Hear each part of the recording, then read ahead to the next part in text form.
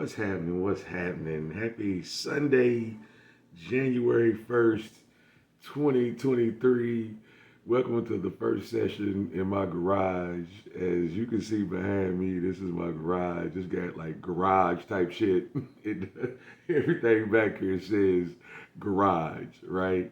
But what this is for me is the first video of my personal reawakening.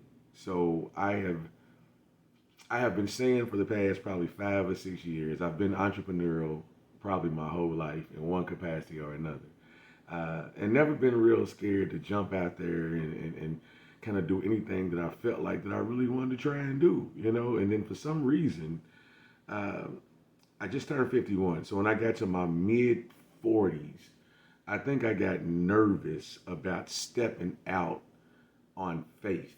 Um, and I don't know why. Like I couldn't tell you. I don't know if it's because I have a family, um, because I take care of my mom, because I have sons. I don't really know. I think you start to worry about if you miss a beat, then you're never going to be able to bounce back. If you say, I'm going to step out here on faith, what if it doesn't work? And I was never one to do that. And all of a sudden, my nerves got bad, and I couldn't tell you why. I don't know if it was like a form of anxiety. I don't know what it is. I don't know. Um, but I've learned a lot in this 51 years.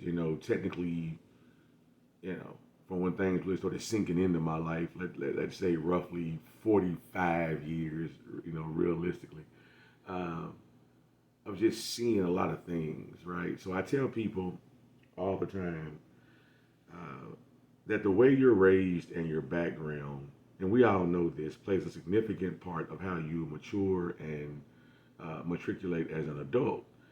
That some of the things from your childhood, although past tense, can come back at you at the most unideal times, to make up a word, right? Not the best times for things to pop up, whether it be nerve situations or getting along with various people or whatever that may be. It's always something that pops up. So after 7 years of therapy and finally starting to understand who I am as a person and starting to understand the reason that I acted the way I acted in a variety of situations, um, the reason that I acted the way I acted um, towards certain individuals, how I handled certain, environments. I'm starting to realize that all of that those were all mechanisms that were things that were triggered from things that went on in my childhood, right? So then I'm at a point to where I finally am able to let go of those things and am ready to move forward with a new energy that I don't think I've ever felt before. And the irony of it is, now that I'm older, that I embrace things. I mean, we all do. I embrace a lot of things that at one time I thought were, you know, soft, for a lack of a better word, or um, it's just not something that the cool kids would do. If I was even considered to be in that category, I don't even know what you want to call it. But today is the first day of the reinvention of Doug Harris. Today is the first day, right? So I try to go out of my way at this point, um, to get along with people, not because of whatever. Because I finally learned that everything isn't beef, everything isn't frustration, everything isn't being mad. Um, People are always going to talk about you. They're always going to talk behind your back because most people don't have the guts or the wherewithal to say anything to your face. So they go behind your back and then they get other ambassadors or cheerleaders to talk about you behind your back and to contribute to their narrative. Not speaking for myself, has it happened before? Sure. But I think this is something that we all um, tend to deal with, being perfectly honest. So I decided January 1st, it is now 8:58 Central Time, that I'm done with the bullshit, and simply meaning not waiting on other people to jump out and pursue my dreams. Like we're always saying, well, I want a partner to help with this or a partner to help with. I'm not going to wait on other people to help me with what I consider to be my dream. And I'm not supposed to expect that from somebody else. It's my dream. So I have to work for it and I have to work towards it. I want to leave a legacy for my kids. I'm no longer going to, rely on anybody else to disrupt that legacy, if that makes any sense. Um, it's just certain things that I'm just seeing. I've been in these social circles for a while, and it's to a point that you don't know who's real and who's not in some of these circles, right? Like it's so interesting how much pride people take into being associated with a group, a club, a frat, a sorority, uh, an organization. I get invited to this party and that party, and I do this and I do that. And you're so consumed with being seen and being in these spots that you kind of start to realize that you've lost yourself in the bullshit. Like you lost in the sauce because most of the time the shit ain't really even you. You just kind of out there doing it, right? So I've just made a decision that I don't want to do that anymore, right? Um, I'm backing away from a lot of things that I thought were important because I realize you can spend so much time, money, and effort being accepted that you lose a lot in that process, not only internally but financially, externally. And I say financially because I look at all the money we've spent on going to functions that at this point in time, shit, I could have paid my house. I could have paid my house off, right? So I decided to come outside of my garage and just be a dude and just do what dudes do, right? I'm just going once a week, I'm going to chronicle the things that I'm just not feeling, right? Um, and I'm just going to do that. So today's not going to be long. It's just an introduction of what I'm trying to do and what I'm trying to accomplish. Not looking for a billion viewers or any of that type of shit. I'm really just wanting to get out here and just be myself and just be Doug. And Doug is a good dude. He's kind-hearted. I got my flaws, man, plenty of them. I think we all do. Um, my psychiatrist told me something a couple of years ago that it took me a long time to really understand, right?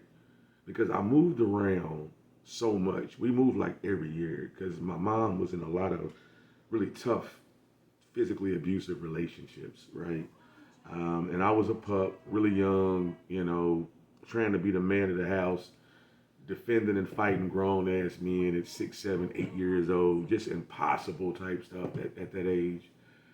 And every year I felt like we were moving, just bouncing around, trying to get away from those narratives and those situations. Um, and then my doctor broke down something to me that I never took the time to understand. Like, my mom had me at 17. Like, how was she supposed to know what to do at 17 with a child, right? Like, she came from a great home. My grandparents was awesome. Um, 7 brothers and sisters. My mom was an amazing woman. She's great. I just think she had me young and she was trying to figure things out. And we came up in the 70s when there was too many black men watching way too many black exploitation films and everybody wanted to be Superfly and the Mac and all these movies where they were smacking women around and everybody was doing dope and it was all this thing that made it seem glorious to a certain extent. Um, then those men had children by these women they were coked up on and smacking around. You know what I'm saying? Not the women being whatever, but the men. Because they thought that was the way to being cool. You did. So there was a lot of that I witnessed. But my psychiatrist took that full circle and was like, "Your mom was 17 when she had you, and yeah, y'all moved neighborhood to neighborhood. So what that did to you was it was constantly having to reinvent yourself, constantly having to go in and adapt to that environment, whatever that may be, right? Um, but a constant feeling of being outnumbered and outgunned all the time, right? Always feeling like These people have been knowing each other for years. They cousins, they this. Um, Even the people that you were cool with were tighter with these individuals because they came up together, right?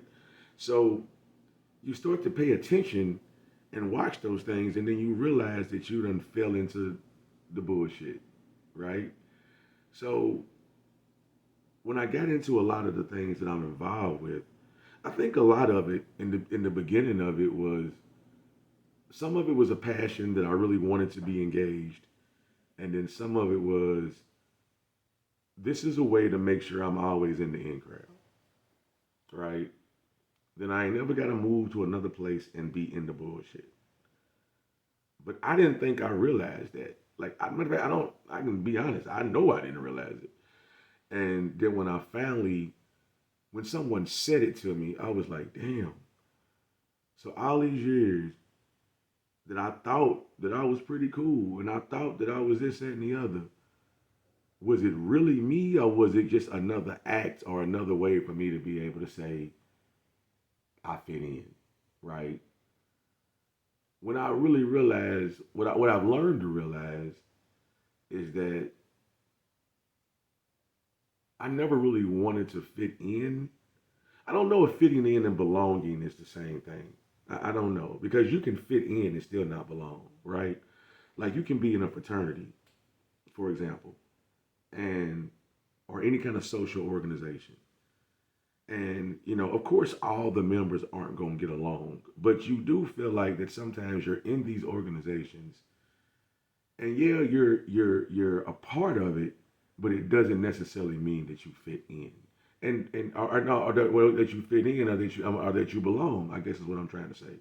Um, yeah, you belong because you got the letters, or you fit in because you can go to certain events because you have the letters. But then are the actions and the other pieces of that, are they really a part of you? Or are you just doing it because that's what you think is the norm, right? Um, I don't know. It's just interesting. It's interesting. So over the next few weeks, excuse me, next few months, every week I'm going to drop one of these little things on our YouTube channel. And it's going to be in my little dusty ass garage. That I have created and turned into something. The background might change a little bit, but it ain't gonna be too complicated. You know what I mean? I'm not gonna overdo it. I'm gonna grow with it. Maybe it might turn into something. Like you never know, right? But the thing of it is, I just want to be on here, man. I might have some fellas pop over every once in a while. We'll talk about real men things, real man topics. Real men, when I say real men or real man topics, it's not anything to be derogatory towards anybody or not any of that. I'm still trying to figure out the pronoun thing. No disrespect to anybody, but I'm 51. Like, this popped up 2 years ago. You can't expect me to be a pro and say everything right all the time. But I am learning to be respectful and to understand the differences in people, things that I should have probably caught on to a long time ago, and not to be so hard on everything and everybody, right? But there are some topics we gonna touch on in the next few weeks, right? And one of them, which is gonna be my favorite topic, is the word or the phrase "bitch ass." I'm so sick of that phrase, and I'm gonna tell you why. Because most of the dudes that run around here hollering about everybody bitch ass be doing the most bitch ass shit. I swear to you. So I have to fall back a little bit and say, there's some things we're gonna have to reevaluate as a people. Keeping it real done got more of us locked up in penitentiary, beat up, videotaped, recorded, all type of nonsense. That phrase has caused more damage in the black community than damn near any other phrase we got. No lie. There are so many things that we have said that have created a narrative that has destroyed us as a people. Destroyed us mentally, how we get along as a family, destroyed us. So this is my little thing. This is my 15 minute soliloquy and my introduction into the Chronicles of Doug Harris, the reinvention of a grown ass man who is learning how to love and appreciate himself, and who is learning how to embrace and appreciate others without the judgment. Starting to understand that people will be people. Those friends that you always say that, why do they act like that? And why do they do that? People will be people. Um, Experiences I've had to learn where I've embarrassed myself. Like, I'm gonna discuss all of that. You know, people around me that taught me lessons by my own mouth being me running my own mouth, right?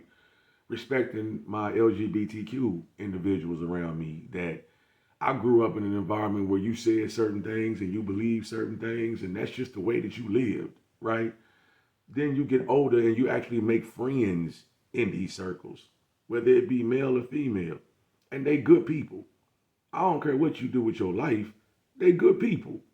But I'm one of the ones, man, that the way I grew up, I've made some stupid mistakes and said some real ignorant shit that I had to go back and look at and go, man, I can't believe I said that.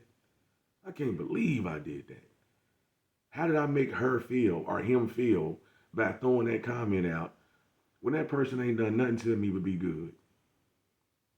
And because of their lifestyle or because of the way I grew up, I felt the need to make a bunch of unnecessary ass comments that hurt people's feelings. So I'm going to use this platform as a way to address those areas where I made mistakes and to discuss the things that allowed me to learn the lesson from those mistakes. But being man enough to say, I messed up.